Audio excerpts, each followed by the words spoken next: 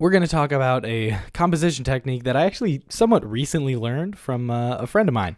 Let's get into it. Hey, I'm Isaac Schanno Johnson. If you don't know me, I'm a musician, composer, producer, and I make videos about all that fun stuff. Music composition, music production. So make sure you hit that subscribe button to see videos like this in the future. So the technique is to not write linearly. So let's get into how I learned this. I was talking to a friend of mine that I met at Berklee College of Music, and we were talking about writing music. One thing he said is that he often writes music in just sort of like snippets. He'll write the first 16 measures, and then he'll write the last 16 measures or something. Then he'll write 8 measures in the middle, another 15 measures somewhere in the middle, and then he'll write 32 measures somewhere in the middle. And he doesn't write it from start to finish. He doesn't write bar 1, then bar 2, then bar 3, then bar 4, and so on. He might skip around and write different sections at the same time.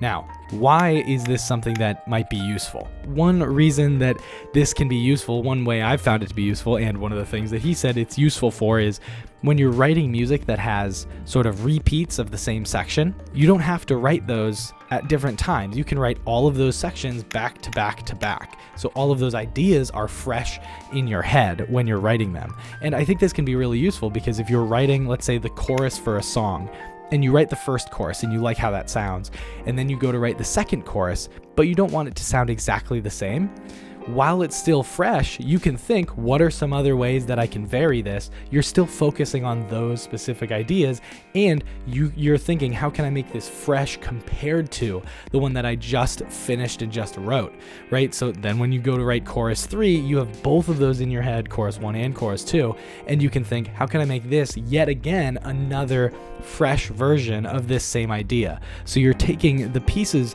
that are related, that are basically repeated sections of music, and writing those sections one after another. And I think in a lot of ways it sort of feels a little bit more natural to write those different versions back to back because you're kind of like making variations of one idea.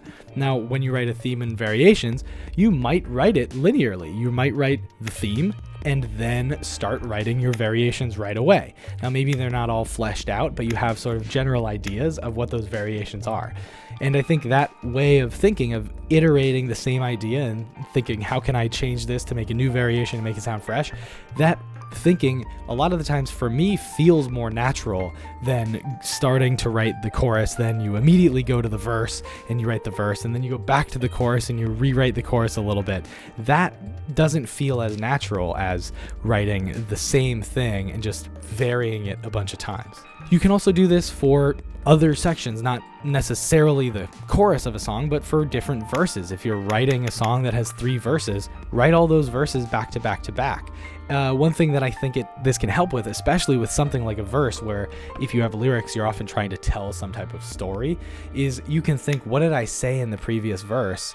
What can I add to that story in this second verse? And then in the third one, what else can I add to that story so that it still keeps developing? And when you have them all fresh in your head and you're writing them back to back to back like that, I think it's easier to think about, how can I add to this story, rather than, okay, I just came back from the chorus, now what should we do, right?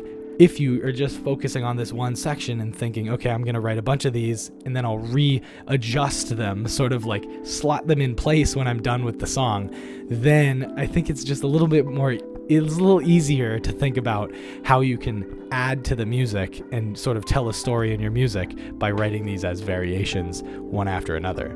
I am working on some music right now. It's a series of songs that tentatively is going to be titled Home. At some point it's going to come out. So I have the first song done. I just finished writing the second song. Now I'm going to start writing the 6th and 7th songs, because those are all related music, right? They're all related musical ideas. So that way I can keep them fresh in my head, and then when I go to write the other stuff, I can write the first one, and then whatever other song has similar material, and then write whatever song has similar material to that. So I can keep all of the songs that are musically related sort of written around the same time, so that I can still stay in that sort of way of thinking, still thinking about those ideas and how to make them interesting.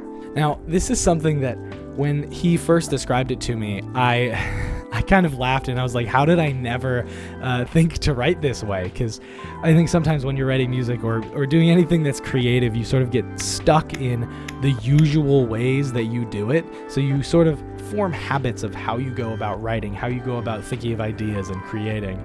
And you can kind of get stuck in those ideas so that you don't pay attention to maybe there's a way that might make a little more sense for me when I write. And when he described it to me, I was like, that makes a lot of sense. I gotta start doing that. Oh my God. It just feels a whole lot better to do it that way. Now, I don't do this every single time I write a piece of music. If I write a song, like that's 2-3 minutes, yeah, I'll probably start from the beginning and write straight through until the end, but because it's 2 to 3 minutes long.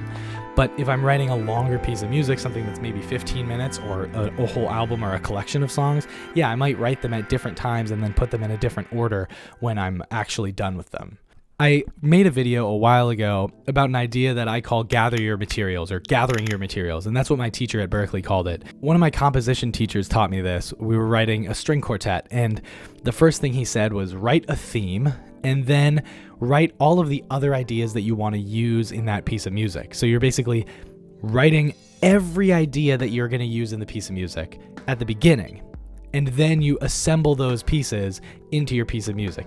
It's almost like you're making a building, you're constructing a building, you're thinking about what materials you're gonna use for different sections, how the design is gonna be, how everything is gonna be planned out, where everything's gonna go, what different materials you're gonna use for different parts, different rooms, where the different rooms are gonna be, how they're gonna be arranged, all of that stuff. You're planning that out, the blueprints basically, before you start writing, and then you start building the piece of music, you start writing the piece of music, and you're basically just assembling pieces and putting them together and pulling them out from that notebook and putting it in the middle of the piece of music. That mentality mixed with this don't write linearly mentality can help you write in a way that honestly makes a little bit more sense than starting from the beginning and writing it through, because you're sort of stepping back from the piece of music and you're throwing a bunch of ideas out and saying, okay, I want to do this one, this one, this one, this one.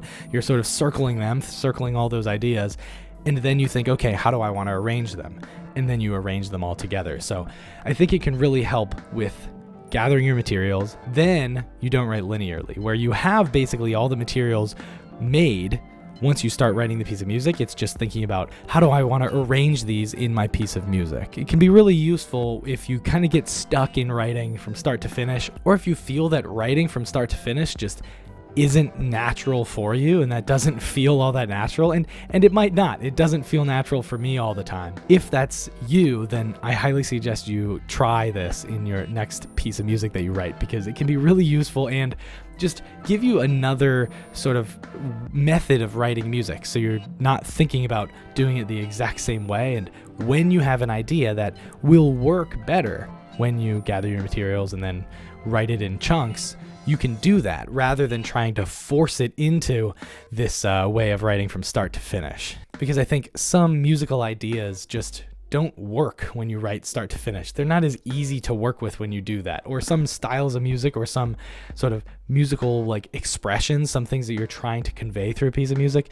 don't really work all that well when you're trying to do writing just start to finish. So give this a shot, give this a try next time you write a piece of music. I hope that it's useful, and I imagine that it'll give you a lot of freedom when you write music. Something that I like to remember is just because a piece of music is heard from start to finish doesn't necessarily mean that it was written or needs to be written from start to finish.